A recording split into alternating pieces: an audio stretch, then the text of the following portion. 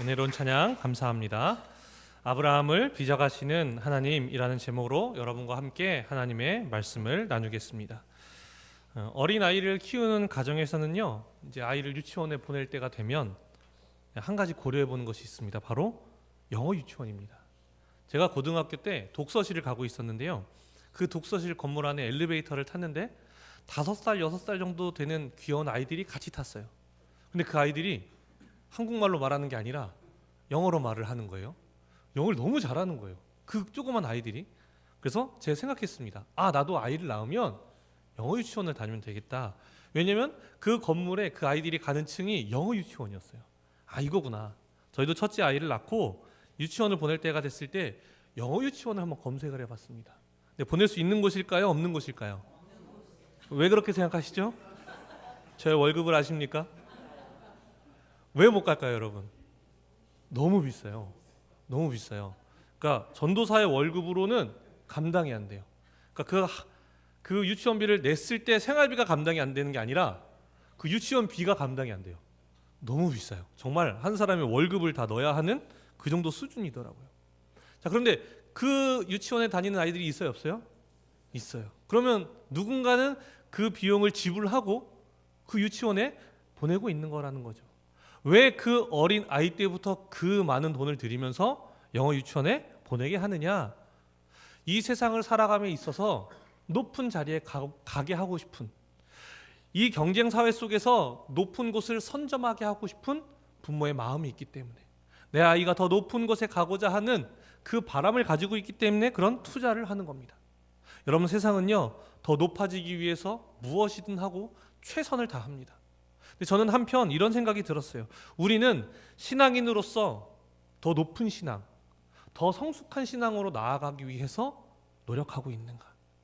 아니면 그저 그 자리에서 그냥 머물면서 그냥 내 신앙 요 정도 유지하면 된다고 생각하는 것은 아닌가? 혹시 이전에 받았던 은혜, 예전에 받았던 말씀으로 근근히 신앙생활만 하고 있는 것은 아닌가에 대한 마음이 들었습니다. 여러분, 성경은요, 명확히 우리에게 목표 지점을 이야기하고 있어요. 무엇이냐? 에베소서 4장 13절의 말씀입니다. 우리 함께 읽도록 하겠습니다. 시작. 우리가 다 하나님의 아들을 믿는 것과 그리스도의 장성함 분량이 충만한 데까지 이르리니. 아멘. 그리스도인으로서의 나아가야 할 명확한 목표 지점은 어디냐? 그리스도의 장성함 분량함에, 그 충만함에 이르는 것이 우리의 목표다라고 이야기하는 거예요. 자, 성경이 우리에게 그 목표점을 주어진다는 것은 어떤 것을 의미하느냐? 하나님께서 우리가 그곳을 가길 원하신다는 거고요, 그리고 하나님이 우리를 그곳으로 이끄시고 능력을 허락하신다는 것을 의미하는 거예요. 그러니까 우리도 그렇게 될 수 있다는 것을 의미하는 겁니다. 자, 우리가 오늘 본문에서 볼 아브라함도 마찬가지입니다. 하나님은요, 아브라함이 더 성숙해지기를 원하셨고 더 믿음의 사람이 되기를 원하셨습니다. 그래서 하나님은 아브라함을 빚어가시는 거예요. 자, 오늘 말씀을 통해서요, 하나님이 어떻게 아브라함을 빚어가시는지, 그리고 그때 아브라함은 어떤 모습이 되는지 그 답을 찾아서 우리에게 그것이 적용이 되어 우리도 그리스도의 장성한 분량에 충만함에 이르는 베델교회가 되기를 간절히 소망합니다. 자, 오늘 우리의 말씀도요, 지난 시간에 함께 나눈 말씀과 연장선상에 있습니다. 하나님께서 너의 고향과 친척과 아버지의 집을 떠나 내가 내게 보여줄 땅으로 가라라고 말씀하셨죠. 자, 고향을 떠나는 것이 왜 어려운 것이라고 말씀드렸죠? 그 당시는 어떤 사회였어요? 부족 사회였어요. 자, 부족 사회라는 것은 무엇을 의미하느냐? 내가 그 부족 밖으로 나가는 순간 나의 안전을 책임져 줄 사람이 없다는 것을 의미해요. 그리고 내가 그 부족으로부터 벗어나는 순간 내가 먹고 살 길이 없어진다는 것과도 같은 것이었습니다. 자, 그런데 하물며 더 놀라운 것은 무엇이냐? 하나님께서 보여주신 땅으로 가는 거예요? 아니면 보여줄 땅으로 가는 거예요? 보여줄 땅. 자, 그러면 아브라함이 이 나의 생명을 책임져주는 이 모든 것들을 버림에 있어서 의지할 수 있는 건 뭐밖에 없어요? 하나님의 말씀밖에 없는 거예요. 그 하나님의 음성, 어딘지라도 알면 내가 거기서 뭘 할 수 있을까 고민이라도 해볼 텐데 그것조차 없이 그냥 하나님의 말씀 하나 붙잡고 나아갔다라는 거예요. 그로 말미암아 어디에 도착하게 되느냐? 우리 창세기 12장 5절 말씀을 함께 읽겠습니다. 시작. 아브라함이 그의 아내 사레와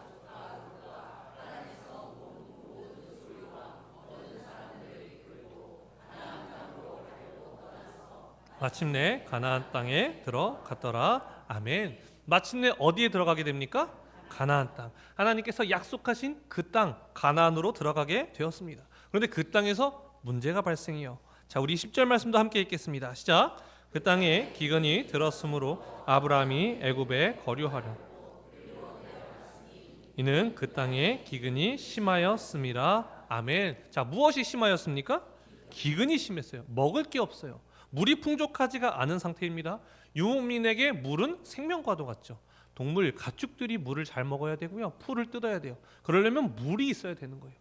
그래야 그 가축을 통해서 경제 활동을 하고 먹고 살아갈 수 있는 것이 바로 유목민이었습니다. 그런데 기근이 든 거예요. 그러니까 어디로 갈 수밖에 없었어요? 애굽으로. 왜 애굽으로 갔습니까? 애굽에 무엇이 있어요? 물. 왜 물이 있죠? 무슨 강이 있어요? 나일강이 있었기 때문에.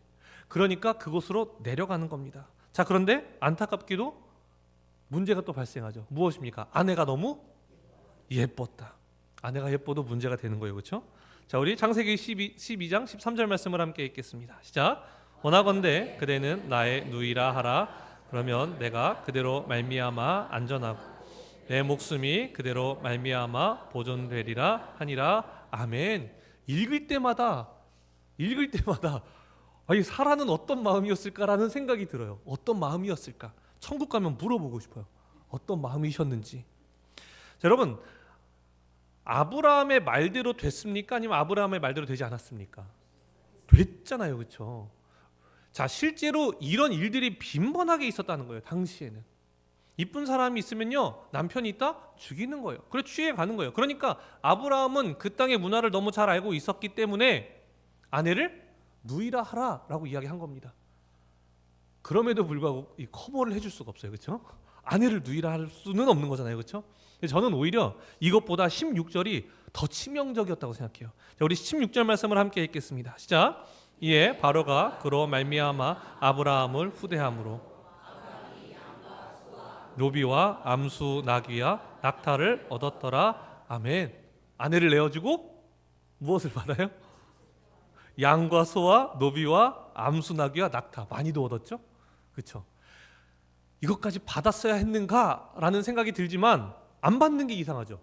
왜냐? 바로 입장에서는 자신의 정성을 다해서 후히 준 거예요.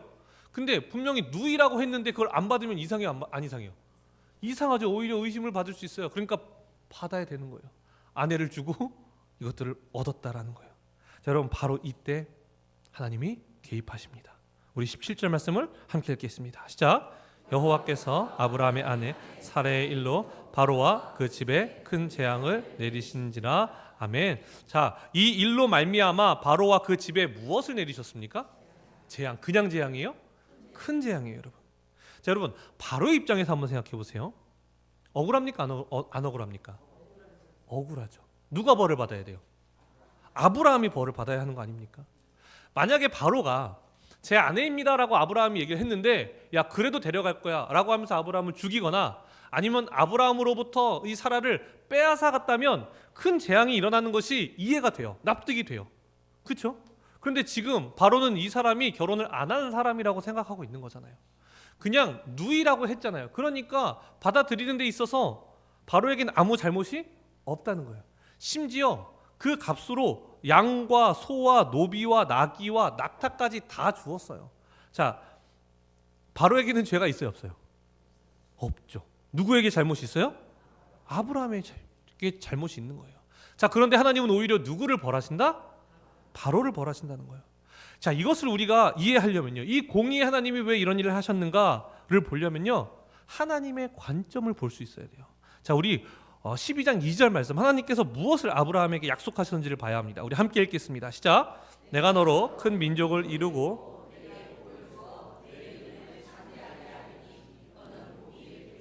아멘. 내가 너로 무엇을 이루겠다고 말씀하세요? 큰 민족을 이루겠다고 말씀하셨어요. 자, 그러려면요, 여러분, 아브라함 가정에 무엇이 있어야 될까요? 큰 민족을 이루려면 자녀가 있어야 되죠. 자, 그 자녀는 아브라함이 낳을 수 있어요, 없어요? 없어요. 그러면 하나님께서 말씀하신 이 약속은 아브라함만을 향한 겁니까? 아니면 사라를 향한 겁니까? 사라도 함께 포함이 되어 있다라는 거예요. 사라도 지키셔야 하는 것이 하나님의 입장이었다는 거예요. 하나님께서 내가 너로 말미암아 큰 민족을 이룰 것이다 라고 말씀하셨을 때 하나님은 아브라함만 보호하는 것이 아니라 그 아브라함을 통하여서 사라와 함께 낳을 그 자녀를 생각했을 때 사라도 함께 지키셔야 했던 것이 바로 하나님의 관점이었다라는 거예요. 자, 그러니까요 여러분, 하나님께서 아브라함의 이름을 바꾸시죠. 아브람이 무엇이 돼요? 아브라함이 돼요. 여기서 끝납니까? 아니면 사라의 이름도 바꾸십니까? 사라의 이름도 그래서 바꾸는 거예요. 왜요? 아브라함만을 향한 약속이 아니라 사라를 향한 약속이기 때문에 그렇습니다. 창세기 17장 15절로 16절이 이것을 말합니다. 우리 함께 읽겠습니다. 시작. 하나님이 또 아브라함에게 이르시되 내 아내 사레는 이름을 사레라 하지 말고 사라라 하라.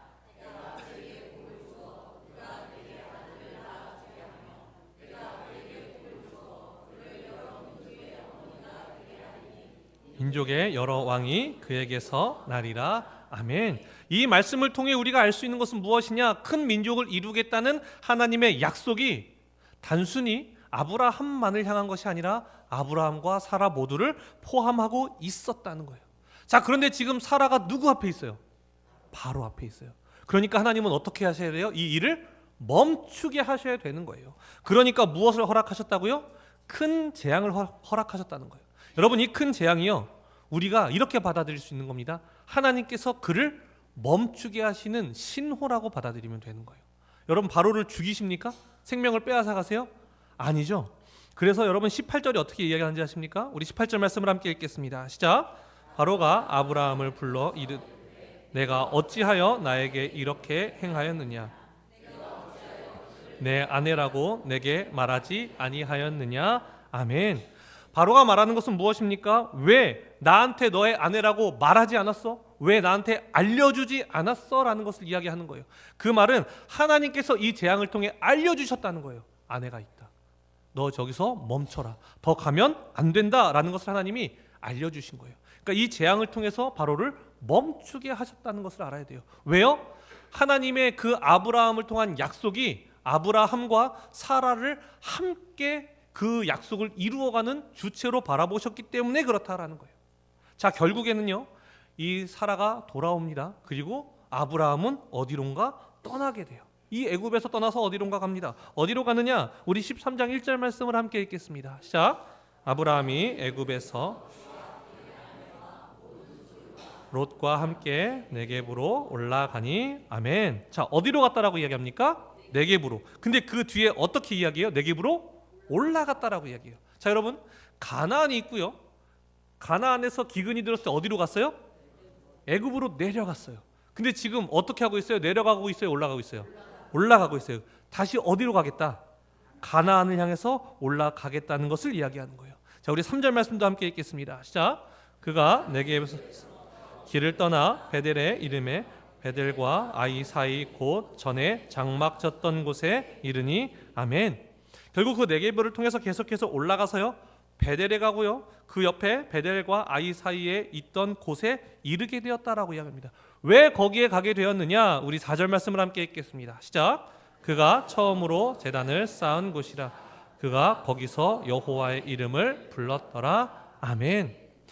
우리는 이 부분을요, 아주 면밀하게 살펴봐야 됩니다. 왜 아브라함은 이 애굽에서의 일이 있은 후에 가나안으로 다시 돌아와서 이곳에 와서 다시 여호와의 이름을 불렀는가? 이 의미를 우리가 알아봐야 하는 거예요. 자, 우리가 처음부터 아브라함의 그 모습을 돌이켜 보면요, 고향과 친척과 아버지의 집을 떠나는, 심지어 보여주실 땅으로 가는 엄청난 믿음의 선택을 하였습니다. 자, 그 순수한 마음으로 갔어요. 그러니까 어디에 도착하게 됐어요? 결국에 가나안에 도착하게 됐어요. 여러분, 이때 무엇을 느꼈을까요? 아브라함은 정말 하나님의 말씀을 따라가니까 되는구나.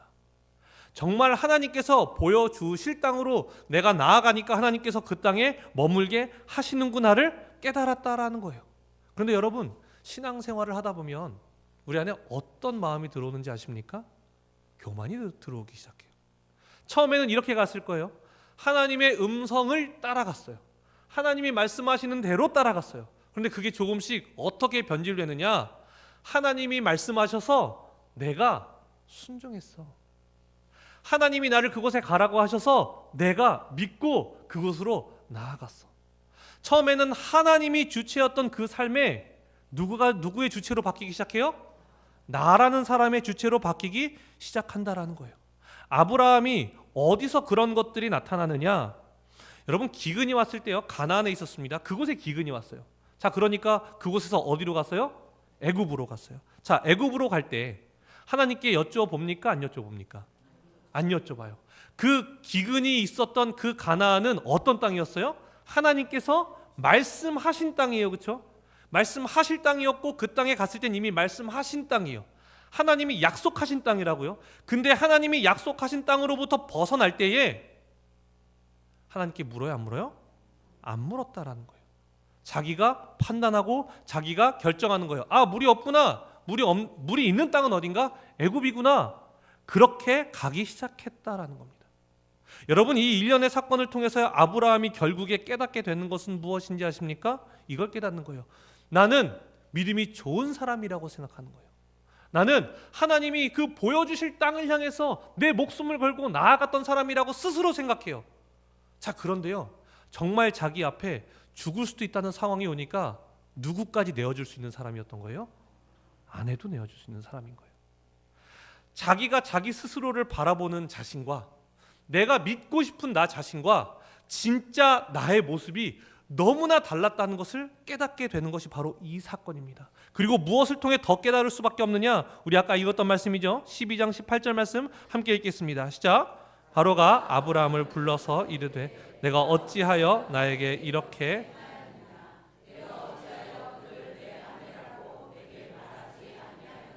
아멘. 자신은 하나님의 말씀이라면 내 목숨을 버리고 갈 수 있는 사람이라고 생각하고 있었는데 결국 자신의 목숨 앞에서 내 목숨 살리기 위해서 아내를 내어줄 수 있는 사람이었던 거예요. 자, 근데 나는 내가 살기 위해서 내 아내를 내어주었어요.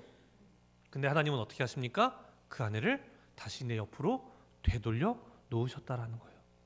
이것을 통해서 아브라함은 무엇을 깨닫느냐?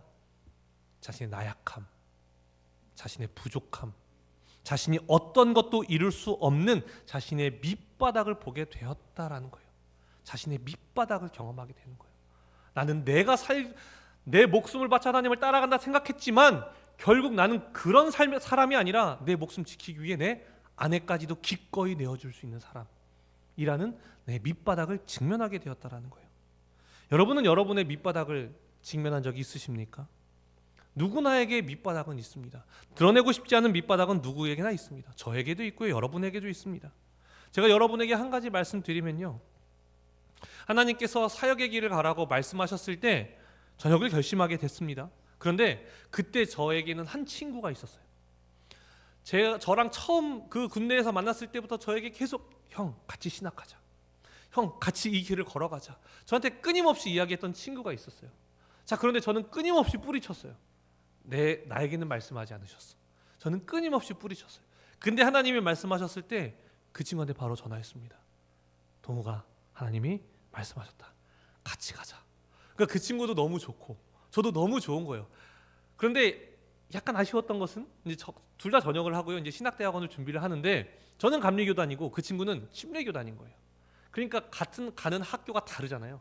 그러니까 같이 학교는 갈 수 없지만 그 친구는 그 학교에 합격해서 이제 침례교 신학대학교에 갔고 저는 감리교 신학대학원에 합격해서 이곳을 갔어요.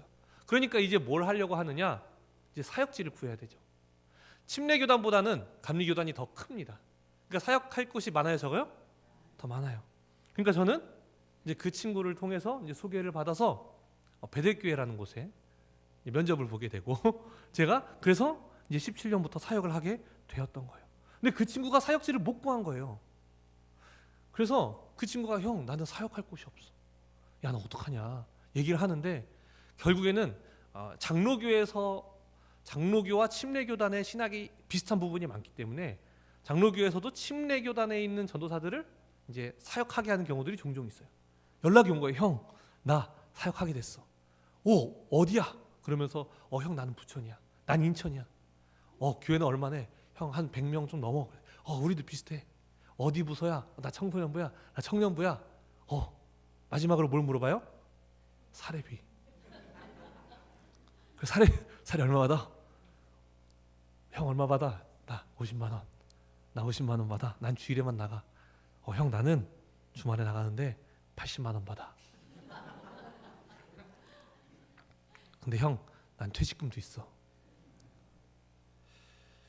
제가 정말 사랑하는 동생이에요. 정말 사랑하는 친구예요. 지금도 독일에 있고 지금도 연락하면서 지냅니다. 그런데요, 그 친구가 얼마 받는다고요? 80만 원. 저보다 얼마를 더 받아요? 30만 원. 제 마음 한켠에 이 편치 않은 마음이 생기기 시작하는 거예요. 편치 않은 마음이 생기기 시작하는 거예요.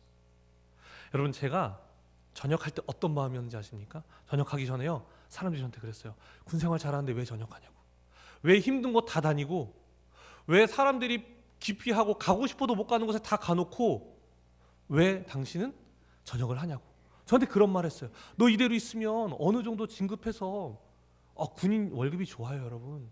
연금도 좋아요. 근데 저는 전역할 때요, 내가 이 모든 것 다 내려놓고 하나님의 그 음성 따라서 간다고 생각했어요. 그러니까 제가 저를 보는 시선은 어땠냐면, 나 이 모든 것 버리고 하나님을 선택한 사람이라고 저 스스로 생각하고 있었거든요. 근데 얼마에 무너졌다고요? 30만 원에. 여러분 웃으시지만 저 그날요, 정말 마음이 무거웠어요. 왜 나는 이 30만 원이 이렇게 무너질까? 왜 나는 이 30만 원이 이렇게 나에게 감당이 되지가 않을까? 왜 나는 그 친구를 질투하고, 왜 내가 사랑하는 친구임에도 불구하고 이런 마음을 가질까? 왜요? 저는 이런 제가 진짜라고 생각했거든요. 근데 제 진짜는 이 30만 원조차도 용납하지 못하는 쪼잔하고 치사한 사람이었던 거예요. 심지어 하나님의 일을 한다고 하면서. 여러분, 아브라함은요, 밑바닥을 받습니다. 나는 가나안에 도착했어. 고향과 친척과 아버지의 집을 다 떠나서 하나님이 보여주신 땅도 아니고 그 땅으로 나는 나아갔어. 그런데요, 그 애굽에 갔을 때 그 목숨에 대한 두려움이 생기기 시작하니까 아내도 내어줄 수 있는 사람이었던 거예요. 나는 그 아내를 내어주었는데 하나님이 그 아내를 내 옆에 다시 돌리신 그 하나님을 만난 거예요. 얼마나 비참합니까? 내 모습이 얼마나 비참합니까? 나는 내 생명을 내어줄 수 있는 사람이라 생각했는데 내 생명을 위해서 아내까지 내어줄 수 있는 사람이었던 거예요. 내가 큰 민족을 이룰 수 있을까? 나에게 복을 주신다고 했는데 내가 복을 받을 자격은 있을까? 내 이름을 창대하게 하신다고 말씀하셨는데 내 이름이 창대해질 수 있을까? 이제 하나님 앞에서 자신에 대한 확신이 없어진 겁니다. 그러니까 어디로 가요? 네겝으로 가는 거예요. 다시 가나안으로 올라가는 거예요. 13장 3절 말씀 다시 한번 읽어볼까요? 시작. 그가 네겝에서부터 길을 떠나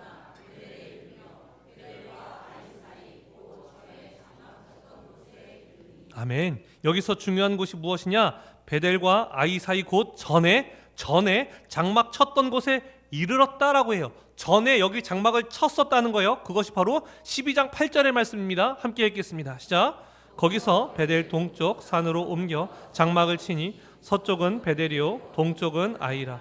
그가 그곳에서 여호와께 제단을 쌓고 여호와의 이름을 부르더니 아멘. 서쪽은 베델이요 동쪽은 아이라.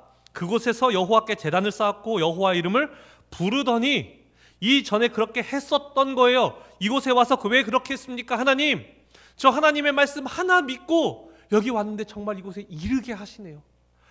내가 주체가 되는 것이 아니라 하나님이 주체가 되셨던 그 날을 생각하면서 그 고백을 했던 곳으로 다시금 돌아가는 거예요. 왜요?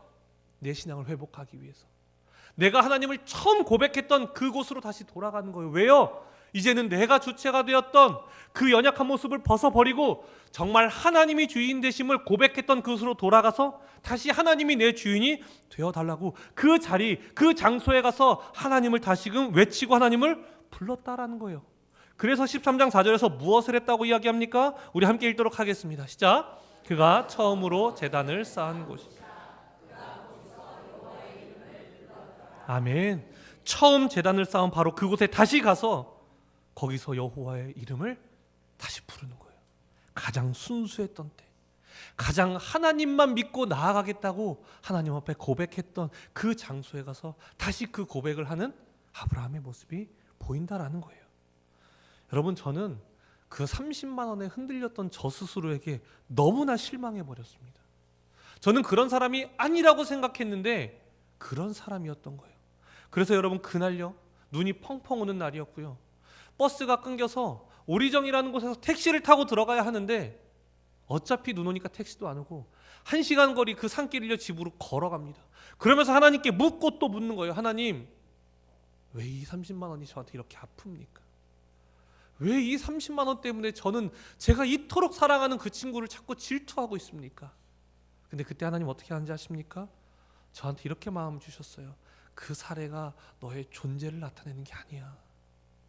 저는 지금까지 많이 받는 사람이 더 가치 있는 사람, 많이 가지고 있는 사람이 더 높은 사람이라고 생각하면서 살아갔던 그 연약한 모습이 제 안에 있었는데 하나님 그날 저를 책망하지 아니하시고 너는 어떻게 이거 다 포기하고 왔다고 하면서 그 30만 원 때문에 그 사랑하는 친구를 질투하느냐라고 말씀하지 않으시고, 종서봐, 그 돈이 너를 의미하는 게 아니야. 하나님 그 마음 주시면서 제가 1시간 후에 집에 갔을 때에는 제 마음에 정말 평안이 있었다는 거예요. 하나님은요, 여러분, 우리 이렇게 만들어 가십니다. 우리의 가장 밑바닥, 우리의 가장 연약한 모습을 마주하는 바로 그 순간 우리를 빚어가시는 거예요. 하나님이 아브라함을 그렇게 만들어 가시고요, 하나님께서 여러분을 그렇게 만들어 가신다는 것을 기억하셔야 돼요. 여러분, 밑바닥에 있을 때 해야 하는 것이 무엇인지 아십니까? 주님으로부터 떠나서는 안 돼요. 그 순간 여러분을 찾아오시는 하나님을 만나셔야 되는 거예요. 여러분, 예수님께서 베드로를 언제 찾아가는지 아십니까? 여러분, 베드로는요, 다른 제자들이 다 예수님을 떠나도 저는 예수님을 떠날 일이 없습니다. 확신했던 사람이요. 내 믿음은 하나님이 이만큼 큽니다. 주님과 함께 죽을지언정 주님으로부터 떠날 일은 없을 것입니다라고 자신의 믿음을 확대하고 그것을 정말 자신이라 믿고 있었던 사람이었다고요. 근데 예수님 십자가 지시니까 어떻게 돼요? 멀찍이서 따라가요. 주님이 보일랑 말랑 내 눈으로 보기는 해야겠고 근데 두렵기는 하고, 그런데 3번 부인했을 때 예수님과 눈이 마주치지 않습니까? 그러면서 펑펑 우는 거예요. 내가 이런 사람이었구나. 내가 믿음이 있다고 나 스스로는 생각하고 있었지만 나 정말 믿음이 이만큼도 없는 사람이었구나. 무너지고 밑바닥으로 가는 거예요. 그런데 부활하신 예수님께서 베드로에게 가서 뭐라고 하십니까? 내가 나를 사랑하느냐? 내가 나를 사랑하느냐? 내가 나를 사랑하느냐? 3번 물으시는 거예요. 용서하시는 거예요. 너의 밑바닥이 보였지만 사랑하시는 거예요. 용납해 주시는 거예요. 다시 서면 된다고 말씀하시는 거예요. 그러니까 베드로가 전혀 다른 사람이 되어 나아가지 않습니까? 여러분, 우리가 이 자리에 있을 수 있는 이유가 무엇인지 아십니까? 우리가 밑바닥에 있을 때에 하나님이 우리를 용서하셨고 하나님이 우리를 붙들어 주셨기 때문임을 여러분 믿으시기 바랍니다. 하나님이 우리를 이곳에 다시 부르셨음을 믿으시기 바랍니다. 그럼 여러분, 이제 우리가 해야 할 것은 무엇입니까? 우리 13장 4절 말씀 다시 한번 읽도록 하겠습니다. 13장 4절 말씀입니다. 시작. 그가 처음으로 제단을 쌓은 곳이라. 그가 거기서 여호와의 이름을 불렀더라. 아멘. 우리가 여기 있을 수 있는 이유는 우리의 믿음이 좋아서가 아니라 우리의 결단력이 있어서가 아니라 오직 하나님의 믿음 때문이었습니다. 하나님이 주신 은혜 때문이었습니다. 그 은혜를 받은 자들이 해야 할 것은 무엇이냐? 처음으로 제단을 쌓았던 곳, 처음으로 여호와의 이름을 불렀던 곳, 첫사랑을 회복하는 겁니다. 여러분, 우리는 첫사랑을 회복해야 됩니다. 하나님이 우리를 만나주시고 하나님이 우리에게 우리를 불러주셨으며 우리가 하나님의 이름을 불렀던 그 첫사랑, 가장 순수했던 그 신앙을 여러분 회복하시기 바랍니다. 그러면 그때 하나님께서 우리를 통해서 이루십니다. 그때 그 큰 민족을 이루겠다는 그 하나님의 약속이 이루어지듯 우리 베델교회를 향한 그 놀라운 하나님의 약속들이 이루어지는, 그것을 경험하고 그것을 목격하는 우리 베델교회가 되기를 간절히 소망합니다. 기도하겠습니다. 사랑의 주님, 우리가 이 자리에 있을 수 있는 것 오직 하나님의 은혜임을 하나님 앞에 고백합니다. 우리는 이 자리에 있을 수 없는 자입니다. 조그만 것 하나 이루어 놓으면 그것을 내가 순종했다고 착각하고 내 믿음이 여기까지 왔다고 착각하는 어리석고 부족한 자인들임을 하나님 앞에 고백합니다. 하나님 우리를 용서하여 주시옵소서.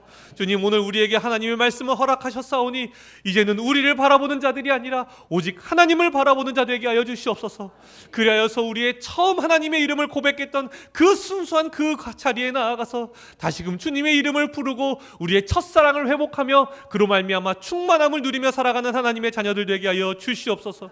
우리를 통하여서 하나님의 일들이 이루어지기를 원하옵나이다. 우리를 통하여서 하나님의 역사가 일어나기를 원하옵나이다. 이를 위해서 첫사랑을 회복하는 하나님의 자녀들로 이 시간 우리를 인도하여 주시옵소서. 예수님의 이름으로 기도드립니다. 아멘. 이 시간 하나님 앞에 찬양